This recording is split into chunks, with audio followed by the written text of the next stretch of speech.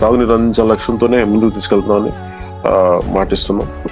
అలాగే ఒక కలెక్టర్ గారికి కూడా ఒక చిన్న విన్నపం ఏంటంటే, ఇందాక మా చెరువు దగ్గర చుట్టుపక్కల కొంచెం అశుభ్రంగా ఉంది, అక్కడ కొంచెం పచ్చదనం పెంచేలాగా అక్కడ